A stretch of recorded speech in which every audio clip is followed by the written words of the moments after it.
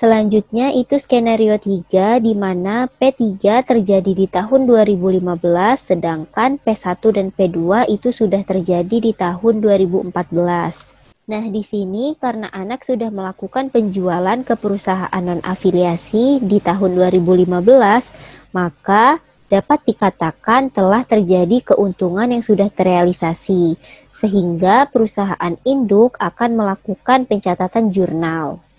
Nah, perusahaan induk akan mencatat keuntungan yang sudah terrealisasi ini dengan menjurnal investasi pada entitas anak pada bagian laba atas entitas anak itu sebesar 100 juta rupiah. Keuntungan dari penjualan tanah ini harus ditambahkan sebagai komponen laba rugi konsolidasi periode berjalan. Nah, jadi nantinya dalam laporan keuangan konsolidasian yang akan disajikan keuntungan penjualan tanah itu sebesar 300 juta rupiah.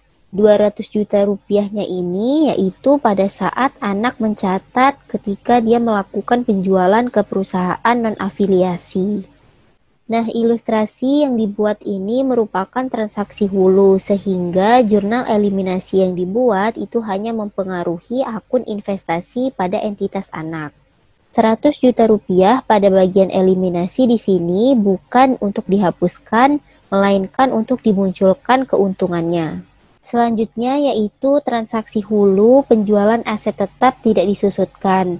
Di sini sudah disajikan contoh dari transaksi hulu atas penjualan tanah dan telah disajikan neraca saldonya beserta informasi tambahannya.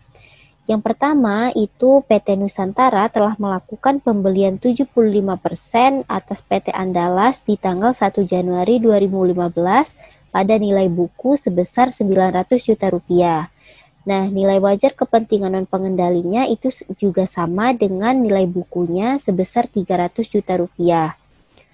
Yang kedua yaitu selama tahun 2015, PT Andalas melaporkan perolehan laba rugi sebesar 200 juta rupiah dan mengumumkan pembagian dividen sebesar 50 juta rupiah.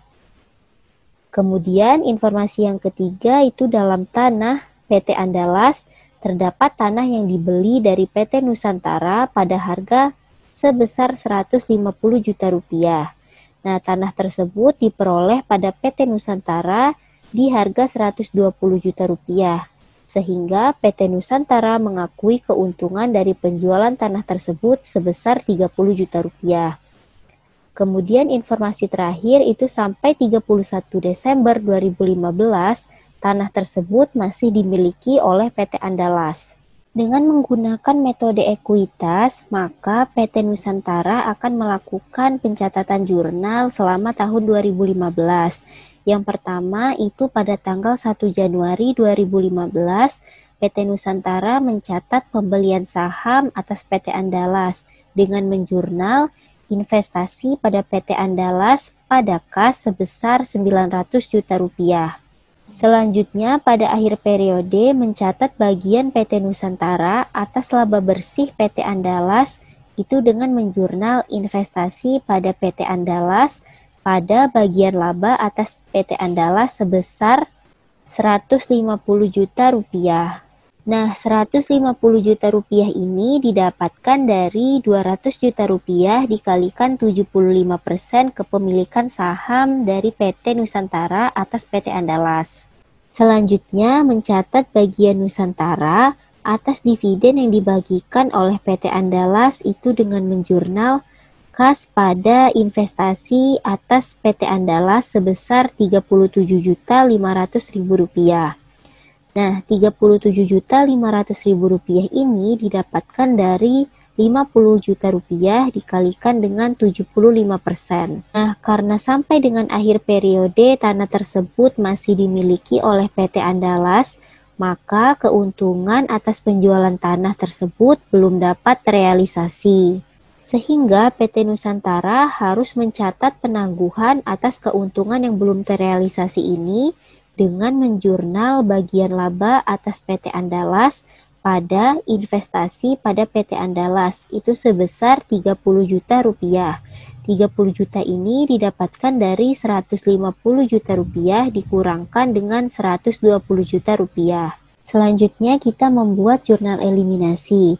Nah, di mana jurnal eliminasi ini dibuat untuk mengeliminasi bagian laba dan dividen PT Nusantara dan kepentingan non-pengendali serta investasi awal PT Nusantara pada PT Andalas.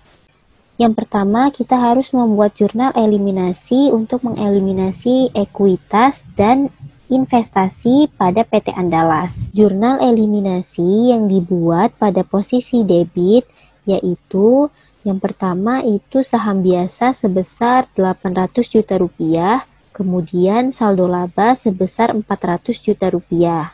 Kemudian kita mengeliminasi bagian laba atas PT Andalas sebesar 120 juta rupiah dan mengeliminasi bagian laba atas kepentingan non-pengendali sebesar 50 juta rupiah. Untuk posisi kredit, kita mengeliminasi dividen yang diumumkan itu sebesar 50 juta rupiah. Kemudian kita mengeliminasi investasi pada PT Andalas itu sebesar 982.500.000 rupiah, yang mana nilai ini didapatkan dari saldo akhir berupa 1.012.500.000 rupiah dikurangkan dengan keuntungan yang belum terrealisasi itu sebesar 30 juta rupiah. Dan yang terakhir itu kita memunculkan kepentingan non-pengendali sebesar 337.500.000 rupiah.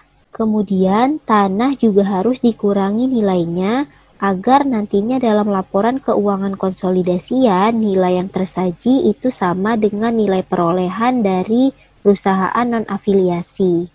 Selanjutnya kita mengeliminasi keuntungan dari penjualan tanah antara PT Nusantara dengan PT Andalas, yaitu dengan menjurnal keuntungan penjualan tanah pada tanah sebesar 30 juta rupiah. Setelah membuat jurnal eliminasi, maka kita sudah bisa melanjutkan ke kertas kerja konsolidasian. Selanjutnya kita masuk ke transaksi hilir penjualan aset tetap tidak disusutkan. Kalau transaksi hilir, maka yang menjual tanah tersebut itu adalah perusahaan anak. Yang harus diingat adalah maka akan ada pencatatan keuntungan atas penjualan tanah tersebut yang dicatat oleh perusahaan anak, namun tidak sepenuhnya itu milik induk. Maka nantinya ketika perusahaan induk melakukan pencatatan atas penangguhan keuntungan atau kerugian yang belum terrealisasi, itu jangan dicatat 100%, melainkan 75% dikalikan dengan berapa nilai keuntungan dari penjualan tanah tersebut. Jurnal yang harus dibuat yakni pada posisi debit itu bagian laba atas PT Andalas, sedangkan pada posisi kredit itu investasi pada PT Andalas sebesar porsi kepemilikan sahamnya. Nah, mengapa seperti itu? Alasannya karena tanah yang dijual PT Andalas ke PT Nusantara itu tidak sepenuhnya milik induk. PT Nusantara di sini hanya memiliki 75% atas PT Andalas. Berarti 25%-nya itu masih dimiliki oleh kepentingan non-pengendali. Sama seperti transaksi sebelumnya, di transaksi hilir ini PT Nusantara juga melakukan pencatatan jurnal di tahun 2015, yaitu dengan mencatat pembelian saham, kemudian mencatat bagian atas laba bersih dan juga mencatat bagian atas dividen yang dibagikan. Dalam kasus transaksi hilir ini, tanah tersebut masih dimiliki oleh PT Nusantara sampai dengan akhir periode, sehingga keuntungan atas penjualan tanah tersebut belum dapat terrealisasi. Maka PT Nusantara harus melakukan pencatatan atas penangguhan keuntungan yang belum terrealisasi itu dengan menjurnal bagian laba pada PT Andalas, pada investasi atas PT Andalas itu sebesar 15 juta rupiah, di mana 20 juta rupiah dikalikan dengan 75%. Untuk jurnal eliminasi yang dibuat itu sama seperti transaksi hulu sebelumnya. Dalam mengeliminasi keuntungan atas penjualan tanah itu yang dicatat adalah 20 juta rupiah. Nah, kenapa tidak 15 juta rupiah? Hal ini karena Yang dieliminasi ini adalah keuntungan pada saat penjualan tanah yang dicatat oleh PT Andalas. Nah, jadi harus dieliminasi karena nanti yang muncul di laporan keuangan konsolidasian itu bukan 70 juta, melainkan 50 juta rupiah karena harus sesuai dengan nilai perolehan yang didapatkan dari perusahaan non-afiliasi. Perlu diketahui pada transaksi hilir ini, melakukan penangguhan itu dilakukan ketika transaksi penjualan itu terjadi. Nah, mungkin itu saja yang dapat saya sampaikan mengenai pembahasan transaksi antar entitas induk dan anak, yaitu untuk aset tetap tidak disusutkan. Lebih dan kurangnya saya mohon maaf. Apabila teman-teman memiliki kritik dan saran, teman-teman boleh berkomentar di kolom komentar yang ada di bawah ini. Terima kasih. Wassalamualaikum warahmatullahi wabarakatuh.